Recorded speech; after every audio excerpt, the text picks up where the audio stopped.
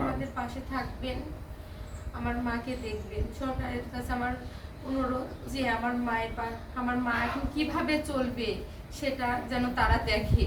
যেতটুকুই হোক আমার ভাইস্তে আছে, আমার ভাইস্তে আর আমার মা, এই দুটো যেন আমার ভাইস্তেকে যেন আমরা মানুষ করতে পারি আর আমার মাটা যেন চলতে পারে। এটা আপনাদের কাছে আমার অনুরোধ, যেন সরকার এটা দেখে। যতটুকুই তারা দেয় আমার ভাইস্তেকে যেন দেয়, আমার মাকেও যেন দেয়। টাকা দিলে তো 10,000 টাকা তো ওনার জন্য দিছে। আমাদের দেয়নি ভাইয়া। কেন?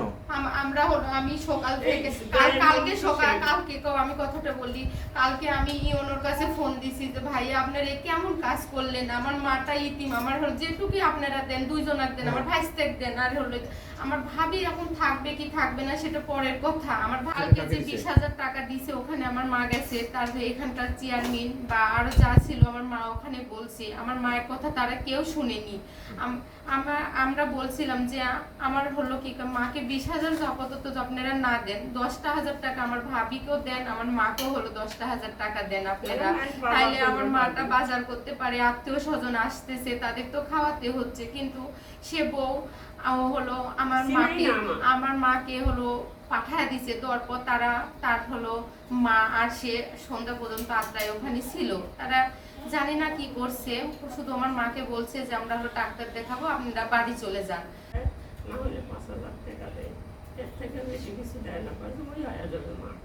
হিসাব নিয়ে চাইছিল সেদিনকে, কিন্তু আচ্ছা হিসাব দিবনি এই পর্যন্ত কথা।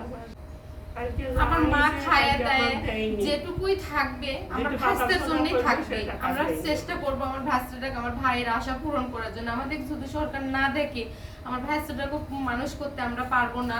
আমার মাটা চলতে পারে। আমার মা খুব অসুস্থ মানুষ, প্রতি মাসে ওষুধ কিনতে হয়, চিকিৎসা করতে হয়। এতদিন আমার ভাই দেখছে, আবার আমারও সে সামর্থ্য নাই যে আমি ওরকম ভাবে আমার মায়ের প্রতি মাসে একটা চিকিৎসা করাবো বা সংসার চালানোর মতো।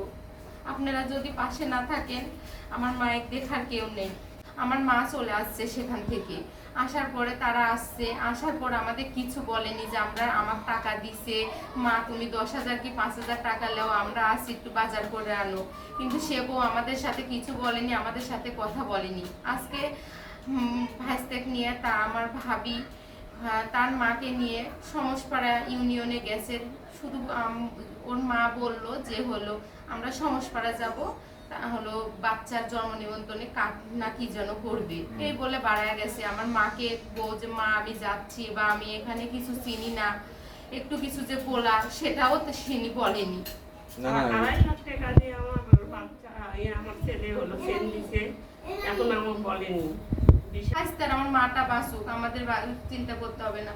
উনি বলে কি আপনাদের চেয়ারম্যান মেম্বার এই কাজ করবে। তারপরে আমার মা অনেক চেয়ারম্যানের কাছে রিকোয়েস্ট করছে, করার পরে বলছে যে সন্ধ্যার সময় আমি যাব, আচ্ছা বাসায় যায় সেটা আমি দেখব।